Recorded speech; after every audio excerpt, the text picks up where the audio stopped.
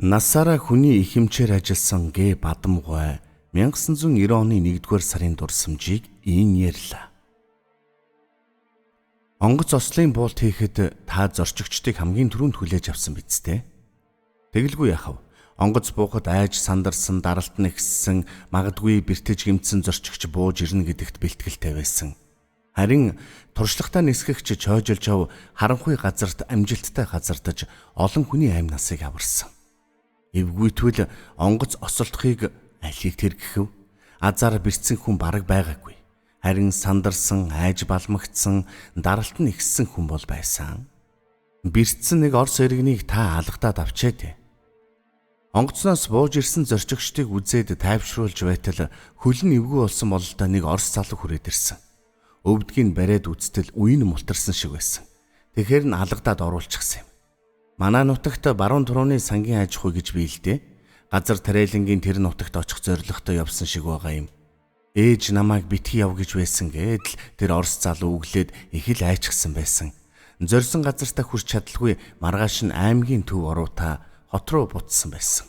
Ер нь онгоцонд хүүхэд эмэгтэйчүүд хэр олон суусан байв? 4 хүүхэд байсан. Эмэгтэйчүүдээс 5 жирэмсэн байсан юм. Нэг нь айж балмагдсандаа болоод хүүхэд нь зулбчихсан. Харин нөгөө 4 их хожим эсэмэнд амарчсан дуулцсан. Та бие давхар ихийн гидсэндэх хүүхдийг зорчигчдын тоонд оруулаад загнуулсан гэлөө? Харин тийм ээ. Аймагаас нийт хүний тоо асуугаад ухаар нь ихийн хөвлөд байгаа хүүхдүүдийг тоонд оруулаад хэлчихгүй юу?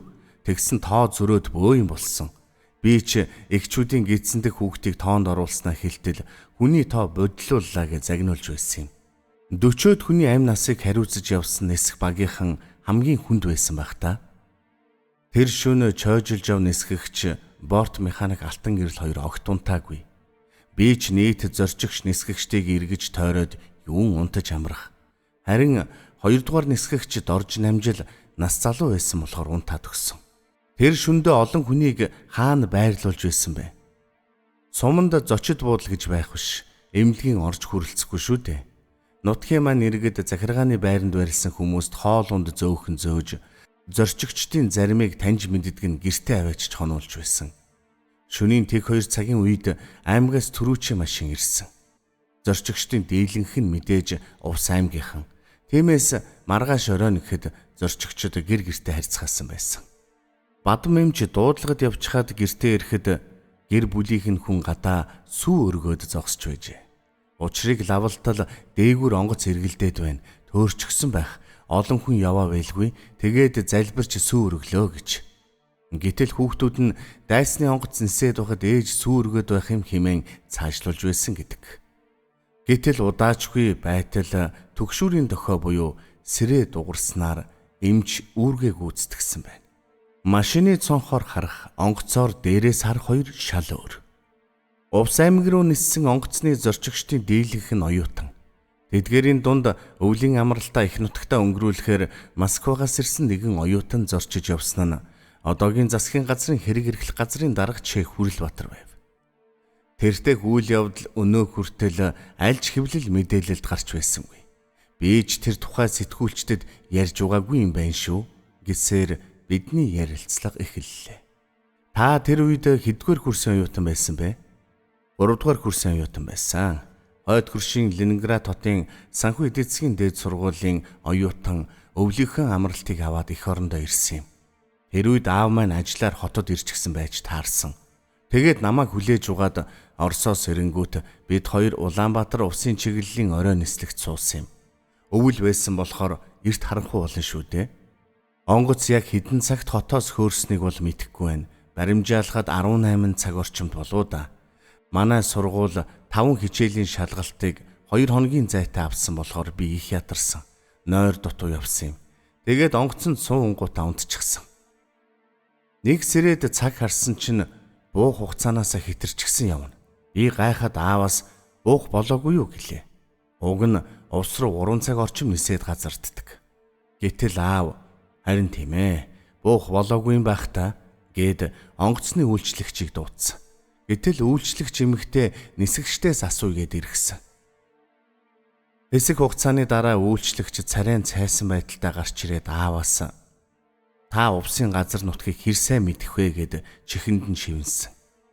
Аав хөдөөд машинаар их явдаг, газар нутгаа сайн мэддэг хүн байсан болохоор мэдлгүй яах уу гэд нисгэгч нар руу очисон.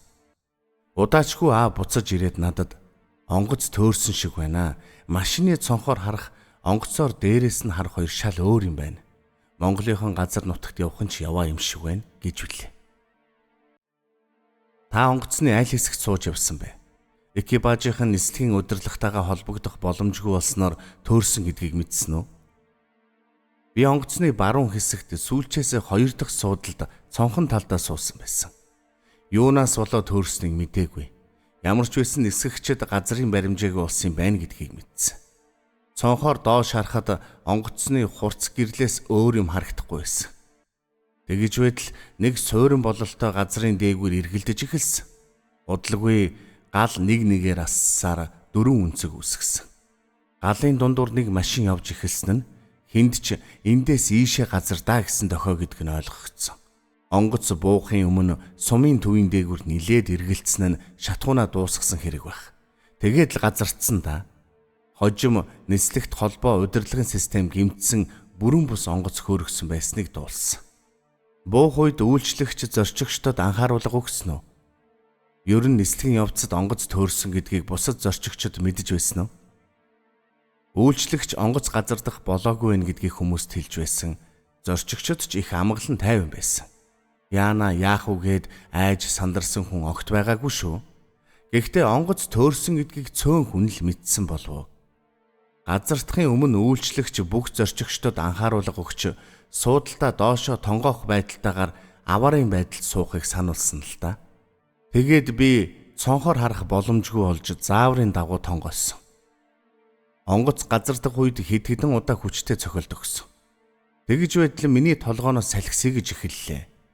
Төдөлгүй онгоц зогсонгууд үйлчлэгч хурдан буугаад цаашаа гүүгээрээ хойноос гарч байгаа хүмүүстэй зай тавьж өгөөрэй гэж хэлсэн. Тэгээд буунгуудаа хурдан гүйж зайтай зогсоод эргээ тартал онгоц илгээрээ хэвтчихсэн 2 далавчин тасраад салсан хэсэг нь эн тэндгүү унсан байсан. Толгооноос салхисигсэн учир нь онгоц буух үед сэнс их биерүүгээ орсонтой нь холбоотой юм билээ.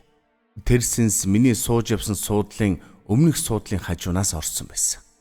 Бэртэж гимцэн хүн байгаагүй гэлөө. Сандарч мэгцэндээ даралт нь ихсэн ч юм уу, ямар нэг байдлаар хямарч шоконд орсон байв уу? Бэртэж гимцэн хүн ёстой байгаагүй. Оюутан голдуу залуучууд явсан болохоор хямарсан хүнч байсангүй. Харин нэг Орос хөлөө эвгүүтүүлсэн бололтой доглоод явж байгаа харагдсан. Тэр Орос монгол хэл мэдгүй учраас үйлчлэгчийн анхааруулга зааврыг ойлгоогүй юм билээ. Тэгээд ослын суултаар суугаагүй байсан. Бид хоёр ч Гоош гэдэг танилинд очсон. Би нойр дотоо оюутан унтаад өглөө. Харин гэрийн эзэнтэй юм ярьж хонсон. Гэрийнхэндээ бэлэггээд жаахан жихэр 3 шил архи авч явсныг аав маань тэр айлдаа үйлчгэж байсан юм. Завхан сумынхан таныг одоо ч андахгүй биз? Тэгэлгүй яахав? 2000 онд сонгуулийн ажлаар явж байхад завхныхан бүгд намайг таньж байсан. Онгоц газардуулах ажлыг үнэхээр сайн зохион байгуулсан нутгийн ард түмэнд одоо ч талархаж байдаг. Нисгэгч нар ч туршлагатай, ур чадвартай тулдаа олон хүний амийг аварч гарч чадсан. Сони юм шүү. Тэр үед яг миний хойно үйлдвэрчний эвлэлийн дээд сургуулийн оюутан, одоо хөдөлмөрийн дээд сургуулийн захирал Лунжавгай сууж явсан юм. Тэгсэн саяхан увс аймаг орчход буцаж явахдаа бид хоёр онгоцонд зэрэгцэж сууж таарсан. Лунжавгай гаднаас орж ирэхдээ зорчигчдын заримтай гар бариад их л инээд алдчихсан суудалтаа дөхөж ирэхэд нь би Лунжавгай та бид хоёр нэг онгоцонд суухаар яадаг вүлээ гэ тоглоод хэлчихсэн. Тэгсэн чинь царайн сонирн болоод дуун цаашаа орчихсон. Онгоц газардсны дараа та чинь яагаад таг дуугаа болчихвоо? Онгоцонд дуу шуудаа хөгжилтөд орж ирсэн юмсан гэсэн чинь мартсан байсан үйл явдлыг сануулад дотор эвгүй болгочихлоо гэж байсан юм. 21 жилийн өмнө болсон явдал өнөөдөр л сөхөгдөж байна. Тэр үед нисгэгч нарыг буруутгаж байсан гэдгийм билээ. Гэхдээ шийтгэл аваагүй л дээ. Онгоц осолдуулсан гэдгээр хариуцлага тооцох ёстой байсан нисгэгчдэр улсын хохирлыг барагдуулаагүй болоод ч тэрөө ослын буултыг тухайн үедээ дараад өнгөрсөн байх юм. Нисгэгч нарт ямар ч буруу байхгүй. Хариуцлагын асуудал ярил тухайн үеийн дарга нартаа л ярих байсан баг. Манимит Оросд сурч байхдаа осол аваарын талаар элдв мэдээлэл телевиз сониноос үзэж хардаг байсан. Харин манай улсын хэвлэл мэдээлэлд онгоцны ослын буултын талаар юу ч дурддагдлгүй өнгөрч байсан. Хүрлбаатар сайдын аав Увс аймгийн Ардын хянан шалах хорооны дарга хийдэг байж. Завхан суманд гинтийн зочдыг хүлээж авсан Гоош нь сумынхаа хянан шалгах хорооны дарга нь байсан байна. Хүний амнаас зүнтэй онгоц бол тэмээгээр төлөй. 1990 оны энэ үйл явдалд нисгэгчдийг зорчигч олны амнасыг аварсан гавьяатууд гэж үнэлэхээсээ илүү улсын өмч хөрөн эвдсэн гэх хэрэгт буруутгаж байжээ. Мят нэгтгэлийн Монгол Ардын хувьсгалт намын хороо захиргааны хамтарсан хурлаар онгоцны багийнхны онгоц эвдсэн асуудлыг авч хэлэлцэв. Ингээд тэдэнд хүнд шийтгэл арга хэмжээ оногдуулахаар яригдахад намын хороо нисэх багийнхан 38 хүний амнасыг 9 минут аварч гарсных нь хувьд шийтгэх бус сайшаамар хэрэг биш үү гэсэн эсрэг санал гаргажээ. Нисгэгч нарыг буруутгаж эхэлсэн мэдээ Завхан сумын ард иргэдэд ч ирсэн байна.